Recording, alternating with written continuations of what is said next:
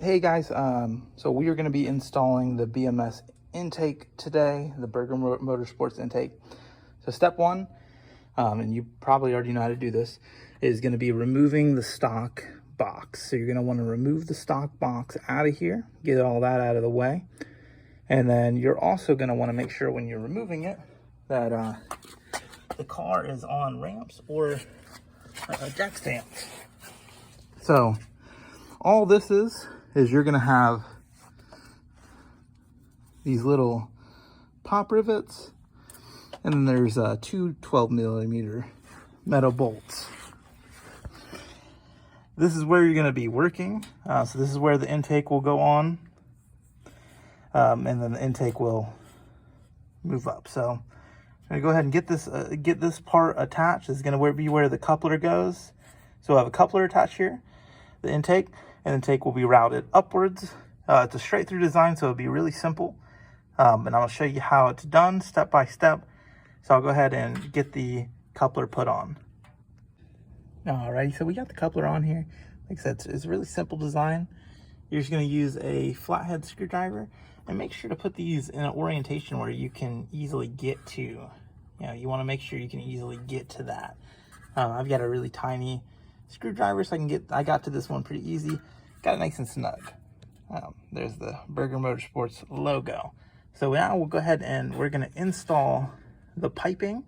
And what I'm going to do, since it's got a bolt that bolts to the frame, I'm going to go ahead and get it bolted to the frame, and then I'm going to connect it down here just to make it a little easier on myself.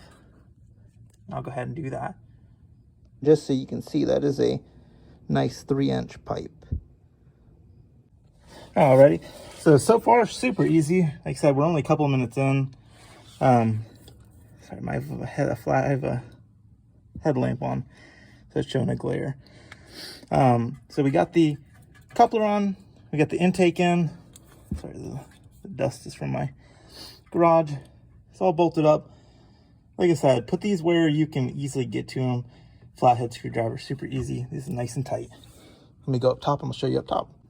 All right, so we got the intake, and this uses the stock mounting bracket. So it's actually down here. There's the mounting bracket, and so you're just going to use the stock equipment for the mounting bracket. Super easy. Pop that on there. So we got the intake ready. All we got to do is put the airbox on and the MAF, and we're just about done. Like I said, we're probably 5 minutes out. Like I said, the advertised was 20 minutes. It probably does take 20 minutes. I would schedule at least like half an hour for it, just because, time to get on the ramps and time to get the splash guard off. You could probably do it without taking the splash guard off. It just makes it easier to see everything. Alrighty, so we got the intake installed, and we got the MAF installed. Everything is buttoned up on the intake, and now we just have to install the airbox and the air filter, and then reinstall the splash guard, and we're all set. Alrighty, so we've got the intake on. I may have lost that bolt, but that's okay. So we got the intake on.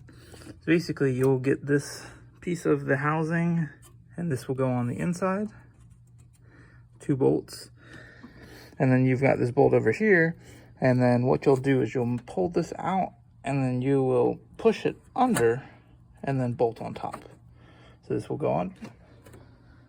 Here's how she looks, and then you just have to put the ram air, and the ram air will go right up to it. And for anybody wondering why there's no cover, how the hood covers, the hood comes all the way down to here. So the hood is going to go right on top of this and seal it. That would be why. Super easy install. All I got to do is put the splash guard back on, and we're done. Alright, so I got it all buttoned up.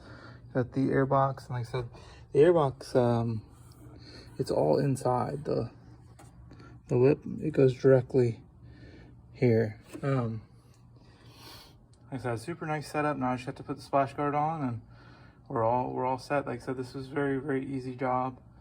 Just about anybody should be able to do this with no issues.